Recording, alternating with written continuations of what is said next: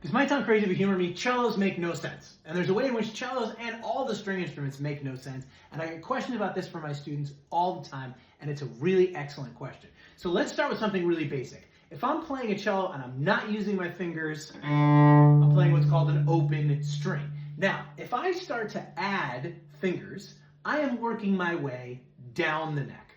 So logically, what a lot of students think is, well, that should make the pitches go down, but in fact, the opposite happens. When I add fingers, etc., the pitches, as you can hear, they go up. Why is that? I want you to think about everything in terms of string length.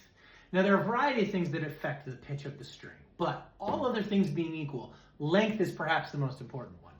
When I'm playing up in pitch, which is working my way down the neck, I am shortening the length of the string. So if I'm bowing right now, the whole string is vibrating from the bridge all the way up to the nut up here. The whole string is vibrating. But if I put my finger, let's say right here and play a pitch, right now what's vibrating is everything from the bridge only to my finger. So the length of that string is obviously much shorter than the length of this string.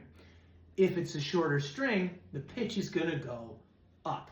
Now, you can check this by just looking at different instruments. How big is a cello versus how big is a violin? And which one plays higher? Obviously the violin. The size of the instrument, and therefore the length of its strings, is often a pretty direct reflection of how low or how high the instrument plays.